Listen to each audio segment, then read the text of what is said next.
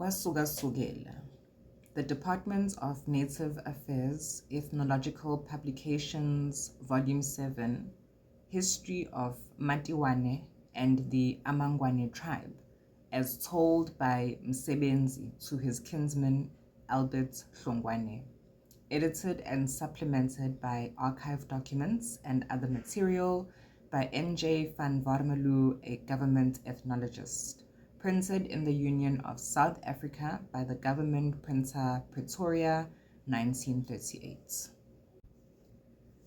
Chapter 1.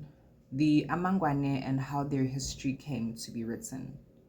Athi umgovu kandidane, uma benibulele beniyini, nxa senifelwe inkosi yenu. And Mgovu asked them, had they killed you, what would that have mattered once your chief was lost to you? The AmaNgwane are a Zulu-speaking tribe resident in a reserve under the Montosor in Bergville District, Natal. Numbering about 30,000 souls, they form one of the largest tribes in the province. A great, an eventful, a spectacular career did they have during the first half of the past century, and many proud memories of those stirring times still linger amongst them. The quotation above is taken from the narrative of their history, which is reproduced in this book. It sums up, to my mind, the admirable sentiment of loyalty and devotion which pervades the whole tale and makes interesting what would otherwise be merely a record of bloodshed and plunder.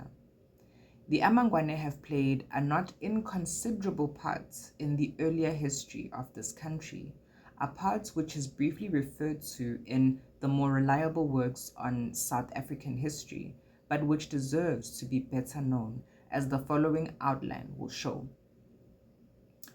Around the year 1800, the AmaNgwane were still living peacefully on the White Mfolozi in northern Natal. They were an independent tribe. The ancestry of their chiefs cannot be connected up with that of any other royal family we know. Their chief, Matiwane, a remarkable man, whose name has since become a byword from Zululand to the Cape. The tribe was attacked by Shaka around the year 1818 and moved southwards to the Montosor. They routed the Hlubi in battle, but soon after, fearing an attack from Shaka, they followed them over the Drakensberg into Basotholand, where they commenced operations against the South Sotho tribes dwelling there. It should be realized that once a large tribe had been disturbed and was on the march, it had no food supplies for any length of time, and not even the seed corn with which to start making gardens again, let alone the wherewithal to tide over the time till the next crop. So the AmaNgwane, like all other tribes in a similar predicament, continued to live in plunder. So the AmaNgwane, like all other tribes in a similar predicament, continued to live on plunder. They fought many battles, amongst others with the Hlubi, and also with the AmaNdebele of Mzilikazi, besides making an abortive attack on Msheshe's stronghold of Thaba Bosiu. They fought many battles, amongst others with the They fought many battles, amongst others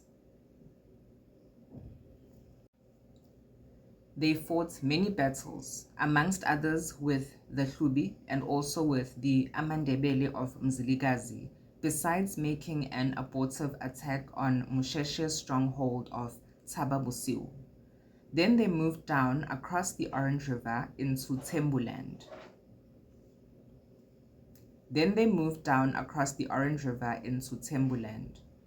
In 1828, it so happened that just at the time when the AmaNgwane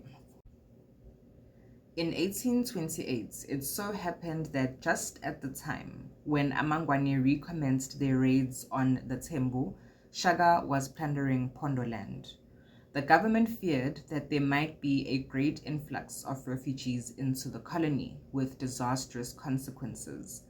Thus, it came about that after a preliminary encounter in which major Dundas took part, a mixed force of regulars, burghers, and Hottentots under Lieutenant Colonel Somerset attacked Matiwane at Mpolompo, near where Umtata now stands, on the 28th of August, 1828.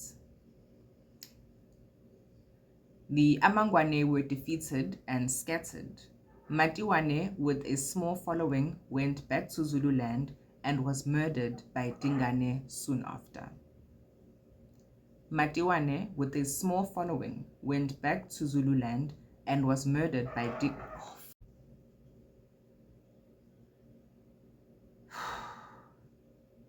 Matiwane, with a small following, went back to Zululand and was murdered by Dingane soon after. Though the great days of the tribe had ended with the defeats at Mpolompo, the narrative gains rather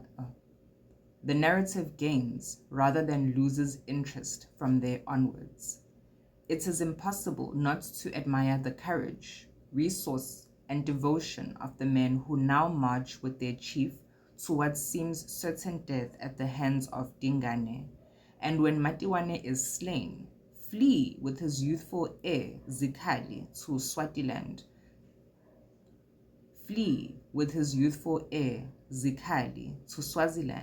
Save him from death at Sopuza's court, again seek refuge in Zululand, plot for freedom with Mpande, and finally, when opportunity offers, make a dash with him for the safety of Natal and the Montessor.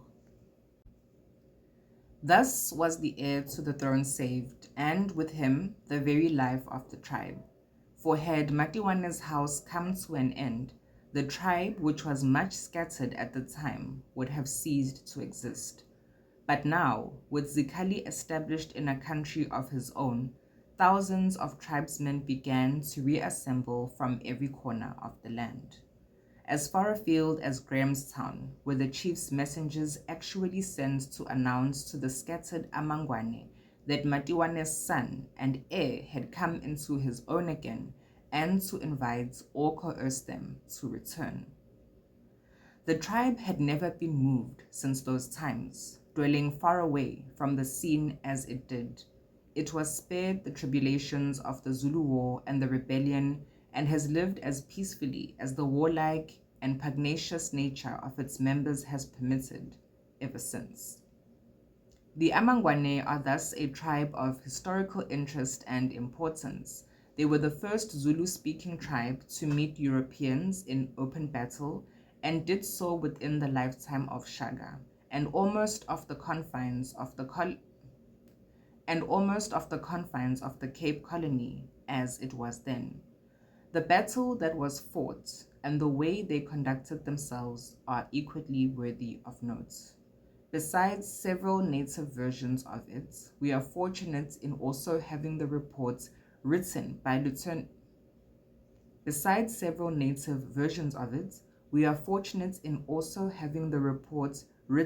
Lieutenant Colonel Somerset shortly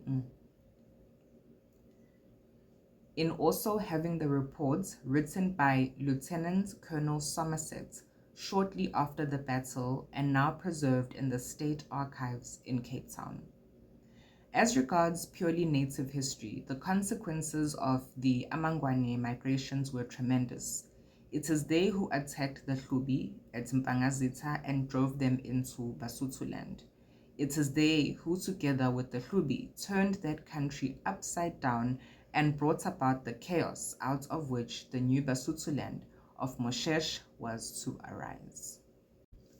To enjoy the rest of this story about AmaNgwane, as well as other stories about AmaZulu, AmaXhosa, AmaThembu, AmaBhaca, and other tribes and nations of Southern Africa, join my subscription community. You can use the subscription link on this post at the bottom next to the star, and you'll also get access to many other posts and interesting videos to entertain you and to allow you to sleep. Siyaphela.